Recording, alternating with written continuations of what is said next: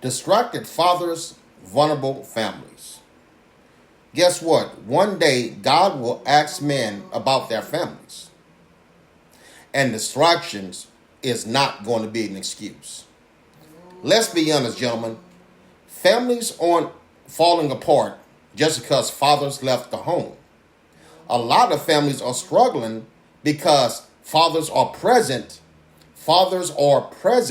but they're checked out. They're physically in the house, but they are emotionally unavailable. And they're spiritually disengaged. Not going to church, not going to Bible studies, and things like that.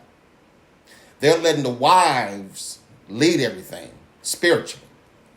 They're lost in scrolling. They're lost in who won the game last week. They're lost in who won the game 10 years ago. They're lost in sports. They're lost in entertainment. And we don't even realize how vulnerable our families have become. Like little Jimmy is a psychopath because he's torturing animals and bullying the other kids at school. And little Debbie, she's out there trying to flaunt her stuff and she's not even 8 or 9 years old. Men, scripture is clear. God holds fathers accountable for the condition of the household. Not culture, not schools, not social media. Us. He holds us. And one day, I was busy or I was tired will not hold the weight. It's not going to hold weight. God never called men to be passive or reactive. God never called men to be passive or reactive. Passivity doesn't protect. Passivity doesn't pray. Passivity doesn't lead.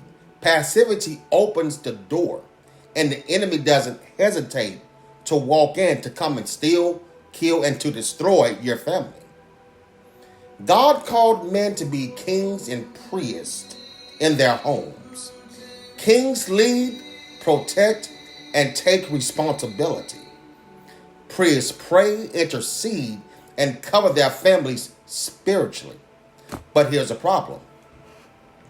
A lot of men like the king title, but they ignore the priest's responsibility. We want authority without spiritual leadership. Prayer is not just a woman's role. Yes, women pray powerfully, but God did not design wives to replace silent or absent husbands. Men were called to lead their families spiritually. Let's have a Bible study with little Jimmy. Let's have, let's go and pray with little Debbie. Being a king and priest starts by checking back in. Emotionally, little Debbie, how you doing, sweetheart? Physically, hey, Jimmy, let's go out and let's throw the ball right quick. Spiritually, family, let's come together and let's have a Bible study. And listen, you might not like the mother. You might not like even talking to her, but that has nothing to do with your kids. God brought those children into the world through you. You don't abandon your assignment because the relationship failed. Let me say this again. You don't abandon your assignment from God because the relationship failed.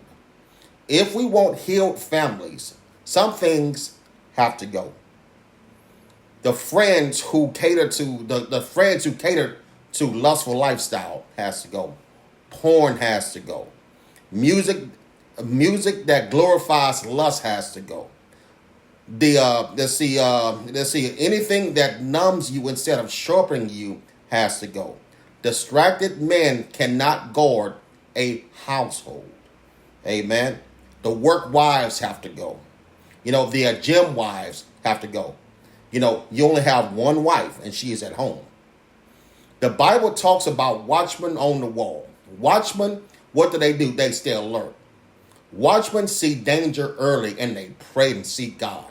Watchmen don't sleep at their posts, but they're in the face seeking the Lord about their families. I believe men are called to be the watchmen for their families, but you can't guard what you're not watching. Men, it's time to wake up to be the husbands and the fathers that God created you to be. So let's check back in. Let's stand back up. Let's start praying again. Let's start leading Bible study again.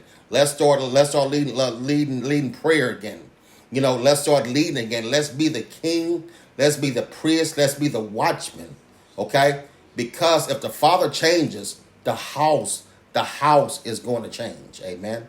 So God bless you.